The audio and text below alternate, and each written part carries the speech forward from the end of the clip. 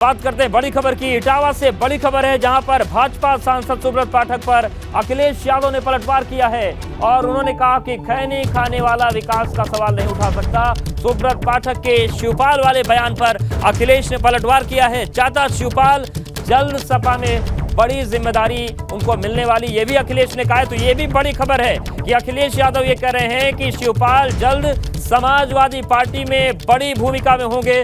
और कन्नौज के सांसद सुब्रत पाठक ने अखिलेश यादव पर आरोप लगाए थे, तंज कसा था, लेकिन अखिलेश ने कहा कि उन्हें खैनी खाना बंद कर देना चाहिए। संसद में विकास की बात करने से पीछे हटते हैं, पान और खैनी खाना बंद कर देना चाहिए। तो व्यक्तिगत हमला हुआ है। सुब्रत पाठक ने कल आरोप लगाया था कि शिवपाल यादव बीजेपी से टिकट मांग रहे थे। अब अखिलेश ने क्या पलटवार किया है, सुनिए। वो कौन सी जिम्मेदारी दे रहे हैं? चाचा को हमेशा जिम्मेदारी मिलेगी और समाजवादी पार्टी में आज हैं वो, उन्हें जिम्मेदारी मिलेगी। सुब्रत पाठक ने कहा है कि समाजवादी पार्टी ने शिवपाल सिंह को इसलिए अलग किया था क्योंकि गुंडई थी उनके पास, और यहाँ तक कि उन्होंने मुख्तार अंसारी को भी पार्टी में शामिल कराया था। मैं आपको बता दूं, एक मुंह में भरा हुआ खैनी खाने वाला कम से कम उसे खैनी छोड़ देनी चाहिए। जो पान भर करके लोकसभा में कन्नौज और आसपास के विकास के लिए एक बात नहीं कर सकती। कन्नौज में एक्सप्रेस वे किसने बनाया या वहाँ आसपास क्यों नहीं? अब जब वो मुंह में इतना मसाला भर लेंगे तो वो कन्नौज के लिए विकास क्या मांगेंगे? और हमारे साथ ब्यूरो चीफ वीरेश पांडे जुड़ गए हैं। वीरेश जी, कल सुब्रत पाठक ने शिवपाल को लेकर आरोप लगाए थे और आज खैनी वाला पलटवार हुआ है। कन्नौज को लेकर बहुत मुखर है अखिलेश यादव, कन्नौज का जिक्र बार बार करते हैं। ये 2024 का इशारा भी है क्या इसमें छिपा है? देखिए, कन्नौज उनके प्रिय सीट है, उनको पहली बार सांसद बनाया था और कन्नौज में ही उनकी पत्नी डिंपल यादव की हार हुई। वो टीस है, वो एक दर्द है। और साथ ही चुनाव जीतने के बाद सुब्रत पाठक ने जिस तरीके से बयान शिवपाल यादव पर दिया है, अब ये सोचा समझा जाना चाहिए कि अब चचा पर कोई भी टिप्पणी बर्दाश्त नहीं कर रहे हैं अखिलेश यादव। चचा पर कही हुई कोई भी बात अब उन्हें हजम नहीं हो रही है, उसका करारा जवाब दे रहे हैं। योगी आदित्यनाथ मुख्यमंत्री ने जब वहां पहुंचकर मैनपुरी में कहा शिवपाल यादव पर हमला किया, तो उसका जवाब किसने दिया? उसका जवाब अखिलेश यादव ने दिया जब उन्होंने कहा था कि वो फुटबॉल बन गए हैं। जी बिल्कुल, तो ये एक बात पॉइंट करने वाली है कि शिवपाल पर कोई भी हमला अगर आ रहा है तो पलटवार अखिलेश जोरदार करें। शुक्रिया वीरेश जी आपका। मुख्यमंत्री योगी आदित्यनाथ ने आज एक बार फिर से अपराधियों और असामाजिक तत्वों को सख्त चेतावनी देते हुए कहा है कि महिलाओं के खिलाफ अपराध भारी पड़ सकता है। कानपुर में सीएम योगी का 15वां प्रबुद्ध सम्मेलन था। बीएसएसडी कॉलेज ग्राउंड के मंच पर सीएम योगी ने प्रदेश की कानून व्यवस्था की दुरुस्ती का दावा किया। साथ ही बदमाशों को चेतावनी देते हुए कहा कि अगर अपराधी एक चौराहे पर बहन बेटियों को छेड़ता है तो दूसरे चौराहे पर उसका हिसाब हो जाता है। अगर किसी ने एक चौराहे पर कोई शरारत की या कोई डकैती डाली तो अगले चौराहे पर भागने से पहले ही वह सारी तस्वीरें कैद हो जाएंगी और अगले चौराहे तक पहुंचते पुलिस उसको ढेर कर चुकी होगी। भाइयों बहनों, कानपुर में योगी आदित्यनाथ के बयान पर समाजवादी पार्टी के विधायक अमिताभ वाजपेयी ने कड़ा ऐतराज जताया और कहा कि न्याय देने का काम न्यायालय का है। माननीय मुख्यमंत्री जी, हम आपको बताना चाहते हैं कि न्याय व्यवस्था अभी भी न्यायालय के अधीन है। अगर आपकी पुलिस जो पहले से निरंकुश है उसको सीधे गोली मारने की छूट अगर आप दे देंगे तो आपके ही नागरिकों को, जिससे पुलिस की खुन्नस होगी, उसको निपटाने का काम पुलिस करेगी। जाहिर है, एक तरफ सीएम योगी उत्तर प्रदेश में कानून व्यवस्था को दुरुस्त करने के दावे कर रहे हैं तो विपक्ष उनकी कार्यशैली पर सवाल उठा रहा है।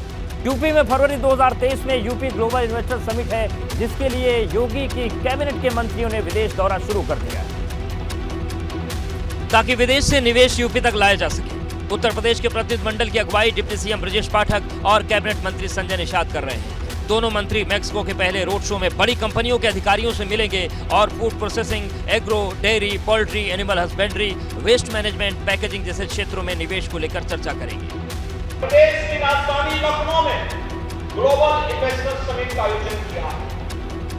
आज उत्तर प्रदेश के मंत्रियों के कई समूह दुनिया के कई देशों में जाकर के रोड शो कर रहे हैं। आज जर्मनी में भी हमारा एक रोड शो है। मैक्सिको में डिप्टी सीएम ब्रजेश पाठक और कैबिनेट मंत्री डॉक्टर संजय निषाद निवेश को लेकर चर्चा करेंगे तो कैबिनेट मंत्री नंद गोपाल नंदी और जितिन प्रसाद फ्रैंकफर्ट में रोड शो करेंगे। वित्त मंत्री सुरेश खन्ना लंदन में रोड शो करेंगे। इसके पहले मुख्यमंत्री योगी आदित्यनाथ ने आज ऑस्ट्रेलियाई निवेशकों के प्रतिनिधिमंडल से शिष्टाचार मुलाकात की। मुख्यमंत्री से मुलाकात के बाद ऑस्ट्रेलिया की डिप्टी हाई कमिश्नर सारा स्टोरी ने हिंदी में ट्वीट किया है और प्रसन्नता जाहिर की है। चलिए अब आपको दिखाते हैं उत्तराखंड का घड़ी घड़ी घमासान। राष्ट्रपति मुर्मू उत्तराखंड के 2 दिवसीय दौरे पर रहे। इस दौरान महामहिम ने प्रदेश के कई परियोजनाओं की नींव रखी। दौरे के दूसरे दिन राष्ट्रपति द्रौपदी मुर्मू ने दून विश्वविद्यालय के तीसरे दीक्षांत समारोह में शिरकत की।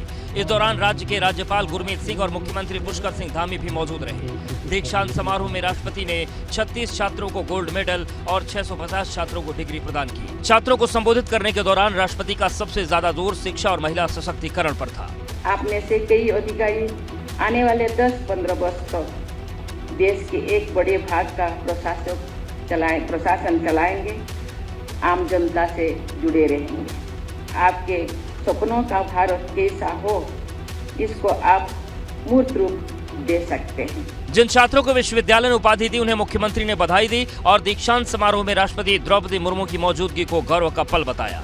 दरअसल राष्ट्रपति बनने के बाद द्रौपदी मुर्मू पहली बार 8 दिसंबर को उत्तराखंड पहुंची थीं। 8 दिसंबर को देहरादून में राष्ट्रपति द्रौपदी मुर्मू ने तकरीबन 2000 करोड़ की 9 परियोजनाओं का लोकार्पण और शिलान्यास किया था। जोशीमठ शहर में लोगों को दरारें डराने लगी हैं। घरों की दरकती दीवारों ने लोगों को खौफजदा कर दिया। घरों की ये बड़ी बड़ी दरारें कई परिवारों के दर्द की वजह बन चुकी हैं। लोग डर के साए में जीने को मजबूर हैं। आलम यह है कि लोग घर छोड़कर जाने को मजबूर हैं।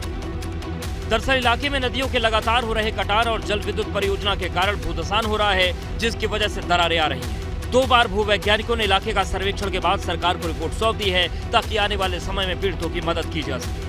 मेरे द्वारा निर्देशित किया गया है कि प्रत्येक वार्ड में जाकर जो प्रभावित परिवार हैं उनके मकान संख्या और प्रत्येक परिवार की जो परिवारजनों की संख्या है उसकी एक डिटेल बना के रखें, ताकि अगर कभी त्वरित सहायता राशि हमारे पास उपलब्ध होती है तो हम शीघ्र से शीघ्र लोगों को उसको उपलब्ध करा सकें। पिछले 1 साल से लगातार जोशीमठ में भूस्खलन हो रहा है। पिछले साल भी जोशीमठ के अलग अलग हिस्सों में दरारें आई थी।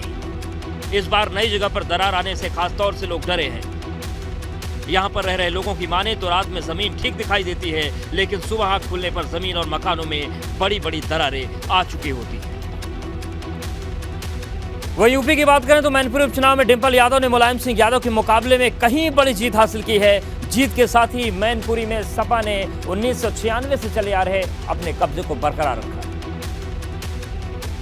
मैनपुरी में ऐतिहासिक जीत के बाद समाजवादी खेमे में खुशी का माहौल है, क्योंकि इस जीत से सपा ने एक तीर से 2 निशाने साधे हैं। पहला डिंपल यादव पर खेला गया वो कारगर साबित हुआ और दूसरा चाचा भतीजे का फिर से भरत मिलाप हो गया। बहुत ज्यादा खुश हूँ मैं, और हमारी भाभी को भारी मतों से मैनपुरी की जनता ने सदन में पहुंचाया है, उसके लिए हृदय से धन्यवाद और ढेर सारी शुभकामनाएं। मैनपुरी सीट को जीतना सपा खेमे के लिए इसलिए भी जरूरी था क्योंकि मैनपुरी सीट सैफई परिवार के लिए आन बान और शान से जोड़कर देखता है। जिन लोगों ने जनता को डराया, धमकाया, वोट नहीं देने दिया, उनके मुंह पे भी एक जोरदार तमाचा है ये, और मुझे लगता है कि जनता अब उन्हें 24 में बहुत अच्छा सबक भी सिखाने वाली है। पार्टी की तीसरी लोकसभा सांसद की जीत के लिए लखनऊ में उनकी जीत का यशोगान किया जा रहा है। चारों तरफ सांसद डिंपल यादव को बधाई देते हुए होर्डिंग लग गए हैं। मैनपुरी में डिंपल यादव की शानदार जीत के बाद में लखनऊ स्थित समाजवादी पार्टी कार्यालय के बाहर बड़े बड़े होर्डिंग लगा दिए गए हैं, जिन पर डिंपल यादव को बधाई दी गई। वहीं मैनपुरी और खतौली मिली हार के बाद रामपुर में मिली जीत भाजपा के लिए बहुत उत्साहजनक है, क्योंकि आजम खान के गढ़ में सेंध लगाने के लिए भाजपा ने हर जुगत लगाई और उसमें कामयाब भी हुई। भाजपा की इस जीत पर सपा ने सवाल जरूर उठाए हैं, लेकिन भाजपा सपा के सारे दावों को खारिज कर रही है। हारने के बाद तो आरोप लगते हैं, और मैं समझता हूँ इतना अच्छा चुनाव हमारे रामपुर में हुआ है, मेरे ख्याल से कहीं नहीं हुआ, और बड़ा शांतिपूर्वक वहाँ से चुनाव निपटा है। रामपुर विधानसभा सीट पर करीब 58% मुस्लिम वोटर हैं, जिसमें पसमानदा मुस्लिमों की संख्या काफी अच्छी है। मुस्लिम बहुल इलाका होने के बाद भी रामपुर में भाजपा की जीत पार्टी के लिए मनोवैज्ञानिक बढ़त जैसी है। आज कमल रामपुर के आकाश पर कमल खिला है। बहुत सारे बूथ हम जीते हैं और मुस्लिम इलाके के अंदर बूथ हैं वो जीते हैं। रामपुर में काउंटिंग के समय सुबह से ही आसिम राजा आगे चल रहे थे, लेकिन 21वें राउंड में रामपुर की परिस्थितियां एकदम बदल गईं। आकाश सक्सेना 3161 वोट से आगे निकल गए। यही मार्जिन आखिर तक बरकरार रहा। रामपुर विधानसभा उपचुनाव में आजम खान के गढ़ में कमल खिलाने के बाद भाजपा का 2024 प्लान भी साफ कर दिया। हम इस वर्ग के बीच एक ऐसी पैठ बनाने के अंदर कामयाब हुए हैं जो 2024 के किले को फतह करने के लिए।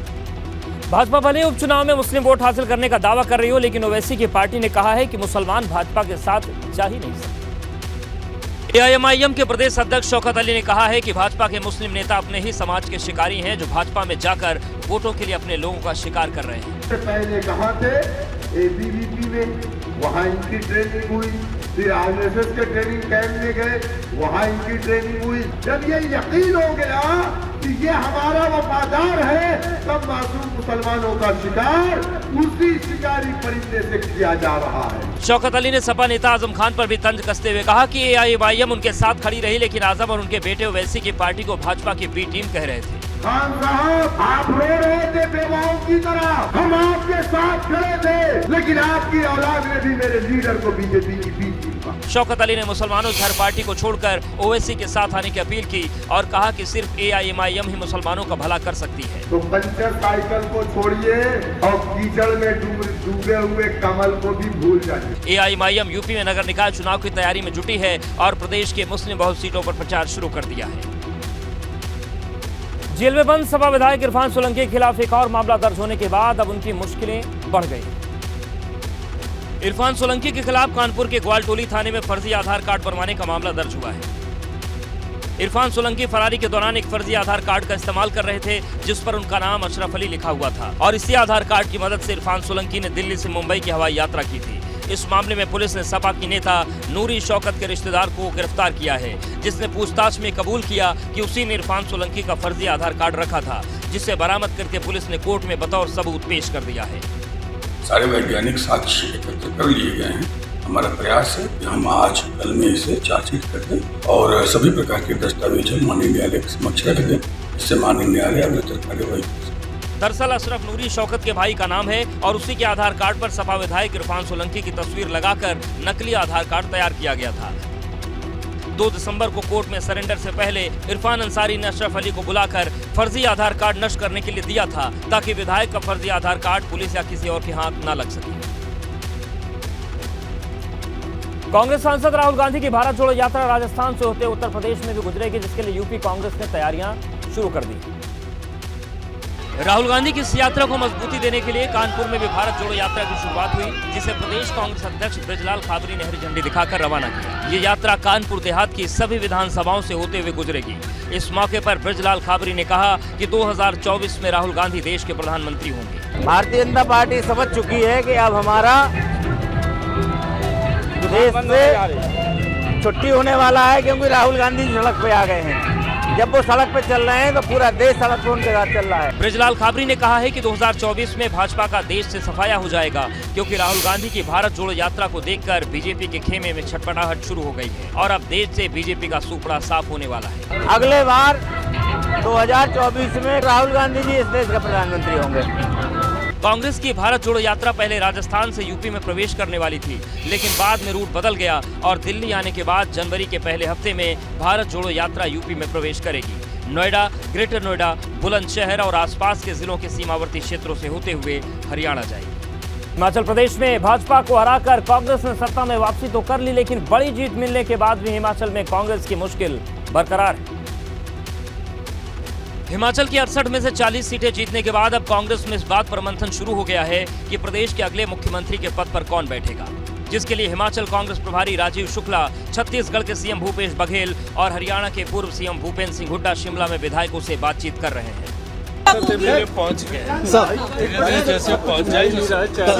सीएम पद की रेस में 3 नाम चल रहे हैं, जिसमें सबसे आगे पूर्व सीएम वीरभद्र सिंह की पत्नी प्रतिभा सिंह सबसे आगे हैं, जबकि सुखविंदर सुक्खू और मुकेश अग्निहोत्री भी दौड़ में शामिल हैं। हालांकि हर नेता खुद को सीएम पद की रेस से बाहर बताते हुए घुमा फिरा कर अपनी दावेदारी को सबसे मजबूत बता रहा है।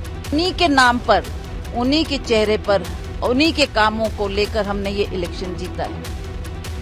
ऐसा तो नहीं हो सकता कि नाम आप उनका यूज करो, चेहरा उनका यूज करो, फैमिली उनकी यूज करो और आप श्रेय किसी और को दो। ऐसा तो हाईकमांड भी नहीं करेगी। हालांकि इस दौड़ में वीरभद्र सिंह की पत्नी प्रतिभा सिंह की दावेदारी मजबूत दिख रही है, क्योंकि वो सोनिया गांधी की करीबी हैं, जबकि सुखविंदर सुक्खू को प्रियंका गांधी का करीबी माना जाता है। कर्नाटक के मंगलुरु में एक इंजीनियरिंग कॉलेज के 4 छात्रों को बुर्का पहनकर डांस करने के मामले में सस्पेंड कर दिया गया है।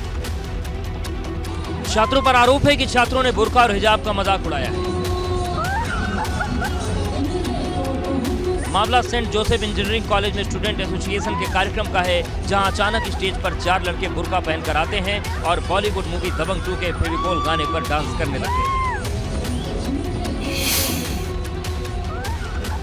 प्रोग्राम के दौरान छात्रों को स्टेज से उतरने का निर्देश दिया गया। इसके बावजूद छात्र डांस करते रहे। 15 सेकंड का ये वीडियो कुछ घंटों में ही शहर में वायरल हो गया। इसके तुरंत बाद कॉलेज प्रशासन हरकत में आ गया। कॉलेज प्रबंधन ने तुरंत एक नोटिस जारी किया और छात्रों पर दिशा निर्देशों के उल्लंघन का आरोप लगाया। नोटिस में कॉलेज प्रबंधन ने माना है कि मंच पर डांस करने वाले चारों स्टूडेंट्स मुस्लिम समुदाय के हैं। उन्होंने ऐसा क्यों किया, इसकी जांच कराई जा रही है। सेंट जोसेफ इंजीनियरिंग कॉलेज में ऐसी किसी भी हरकत से खुद को अलग कर लिया है और तुरंत एक्शन लेते हुए डांस करने वाले चारों स्टूडेंट्स को सस्पेंड कर दिया है।